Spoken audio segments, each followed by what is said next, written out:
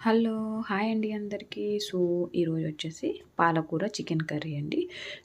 ఈ పాలకూర chicken curry అనేది ఎలా చేయాలి? ఎలా చేస్తే టేస్ట్ ఉంటుంది? దీనికి ఏమేమి ఇంగ్రీడియెంట్స్ అనేది యూజ్ చేస్తాము అనేది నేనైతే ఈ వీడియోలో అయితే చెప్తానండి. ఫస్ట్ చాలా రిక్వెస్టింగ్ అండి. ఎవరైతే నా ఛానల్‌ని కొత్తగా అయితే చూస్తున్నారో ప్లీజ్ సబ్స్క్రైబ్ అయితే చేసుకోండి. అలానే బెల్ సింబల్‌ని క్లిక్ చేయండి. ఇప్పుడైతే వీడియోలోకి అయితే వెళ్ళిపోదాము. ఫస్ట్ అయితే ఒక బౌల్ అయితే పెట్టుకోండి. ఆ బౌల్ కొంచెం వేడయ్యాక అందులో వచ్చేసి ఆయిల్ అనేది యాడ్ చేసుకోవాలి. ఇక్కడ నేను వచ్చేసి ఆయిల్ అనేది 3 స్పూన్స్ ఆఫ్ ఆయిల్ అనేది నేనైతే ఇక్కడైతే యాడ్ చేసుకుంటున్నానండి. 3 స్పూన్స్ ఆఫ్ ఆయిల్ అనేది యాడ్ చేసుకున్న తర్వాత నేనైతే ఆనియన్స్ అనేది కట్ చేసుకొని పెట్టుకున్నానండి. నేను ఇక్కడైతే 3 ఆనియన్స్ అనేది స్మాల్ పీసెస్గా అయితే కట్ చేసుకొని పెట్టుకున్నాను ఆల్రెడీ. ఆ 3 ఆనియన్ పీసెస్ అనేది ఇందులో అయితే యాడ్ చేసుకోవాలి. యాడ్ చేసుకొని బాగా కలిపెట్టుకోవాలి. ఆనియన్స్ అనేది మనకి కొద్దిగా ఒక 1 మినిట్ తర్వాత కొంచెం సాల్ట్ అయితే యాడ్ చేసుకున్నానండి. ఎందుకంటే తొందరగా ఫ్రై అవుతాయి అనేసి. తర్వాత కొద్దిగా ఎర్రగా అయితే రావాలి. ఎర్రగా అయ్యేదాకా అయితే పెట్టుకోవాలి. నేను ఇక్కడ వచ్చేసి 1 kg ఆఫ్ చికెన్ అనేది తీసుకున్నానండి. ఆ 1 kg ఆఫ్ చికెన్ అనేది నీట్గా అయితే వాష్ చేసుకొని పెట్టుకున్నాను. ఇప్పుడైతే కొద్దిగా ఆనియన్స్ ఎర్రగయ్యాక ఆ 1 kg ఆఫ్ చికెన్ అనేది ఇందులో అయితే యాడ్ చేసుకోవాలి. యాడ్ చేసుకున్న తర్వాత ఒకసారి అయితే కలబెట్టుకోవాలి. కలబెట్టుకున్న తర్వాత ఒకసారి ఎందుకంటే ఆనియన్స్ చికెన్ అనేది ఒకసారి మిక్స్ అవ్వాలి. దానికోసం అనేది మనం ఇక్కడైతే మిక్స్ చేసుకోవాలి. అలా మిక్స్ చేసుకుంటూ 1 మినిట్ అలా ఉండాలి. దాని తర్వాత దీనికైతే మనమైతే ఉడకడానికి క్యాప్ అయితే మూసేసి ఒక 3 to 4 మినిట్స్ అయితే క్యాప్ అయితే మూస్తున్నాను. క్యాప్ మూసిన తర్వాత ఇప్పుడైతే మళ్ళీ క్యాప్ అయితే రిమూవ్ చేస్తున్నాను. ఆఫ్టర్ 4 మినిట్స్ ఒకసారి అయితే చూడండి. 4 మినిట్స్ తర్వాత క్యాప్ అయితే తీసాను. తీసిన తర్వాత అల్లం వెల్లుల్లి పేస్ట్ అయితే నేను ఇక్కడ యాడ్ చేస్తున్నాను.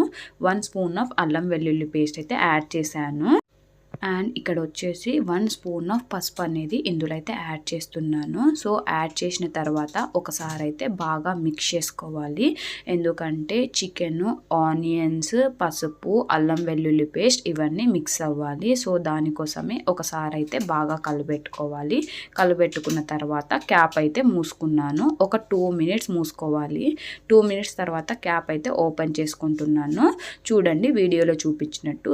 క్యాప్ అయితే ఓపెన్ చేశాక ఇందులో మనం నెక్స్ట్ ఇంగ్రీడియంట్ వచ్చేసి కారం అయితే యాడ్ చేస్తున్నాము. 1 స్పూన్ ఆఫ్ కారం అనేది ఇందులో అయితే యాడ్ చేసుకుంటున్నాము. యాడ్ చేసుకున్న తర్వాత నెక్స్ట్ సాల్ట్ అనేది యాడ్ చేస్తున్నాను. 2 స్పూన్స్ ఆఫ్ సాల్ట్ అనేది నేనైతే ఇందులో అయితే యాడ్ చేస్తున్నాను. సాల్ట్ అనేది యాడ్ చేసుకున్న తర్వాత నేను ఇక్కడ ఏదైతే గ్లాస్లో వాటర్ అనేది చూపిస్తున్నానో ఆ గ్లాస్తో నేను ఇక్కడ వాటర్ అనేది 2 గ్లాసెస్ ఆఫ్ వాటర్ అనేది ఇందులో అయితే యాడ్ చేసుకుంటున్నాను. యాడ్ చేసుకున్న తర్వాత క్యాప్ అయితే మూసుకుంటున్నాను. ఇలా క్యాప్ అనేది ఒక 3 to 4 మినిట్స్ అనేది క్యాప్ అనేది క్లోజ్ చేసుకున్నాను. తర్వాత క్యాప్ అనేది ఓపెన్ చేస్తున్నాను. ఏ విధంగా అయితే నేను వీడియోలో చూపిస్తున్నానో ఆ విధంగా ఇప్పుడైతే క్యాప్ అయితే రిమూవ్ చేశాను. తర్వాత కలబెట్టుకొని మళ్ళీ క్యాప్ అయితే మూసుకున్నాను. ఇలా మళ్ళీ ఒక 2 మినిట్స్ తర్వాత క్యాప్ అనేది ఓపెన్ చేశాను.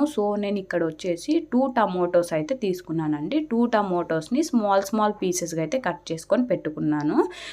స్మాల్ పీసెస్గా కట్ చేసుకొని అందులో అయితే యాడ్ చేసుకున్నాను. యాడ్ చేసుకొని ఒకసారి అయితే బాగా కలబెట్టుకుంటున్నాను. బాగా కలబెట్టుకున్న తర్వాత దీనికైతే క్యాప్ అనేది బాగా క్లోజ్ చేసుకోవాలి. మళ్ళీ ఒక 3 మినిట్స్ తర్వాత క్యాప్ అనేది రిమూవ్ చేశాను. రిమూవ్ చేశాక ఒకసారి అయితే బాగా మిక్స్ చేసుకోండి. పీసెస్ అనేది ఉడికాయా లేదా అనేది కూడా నేను ఇక్కడైతే చూస్తున్నాను. దాని తర్వాత ఇక్కడ నేను 1 స్పూన్ ఆఫ్ ధనియాల పౌడర్ అయితే యాడ్ చేసుకుంటున్నాను. ధనియాల పౌడర్ కూడా యాడ్ చేసుకున్న తర్వాత ఒకసారి అయితే బాగా కలబెట్టుకోండి. కలబెట్టుకున్న తర్వాత ఒకసారి అయితే మళ్ళీ మూత అయితే క్లోజ్ చేస్తున్నాను. ఇంకొంచెం ఉడకాలి. దాని తర్వాత ఒక 3 మినిట్స్ అనేది క్యాప్ అనేది అనేది క్లోజ్ చేశాను. 3 మినిట్స్ తర్వాత ఓపెన్ అనేది చేశాను. ఓపెన్ చేశాక ఒకసారి అయితే బాగా మిక్స్ చేసుకోవాలి. సో బాగా మిక్స్ చేసుకుంటున్నాను. సో దాని తర్వాత ఇక్కడ నేనైతే పాలకూర అని చెప్పాను కదండి.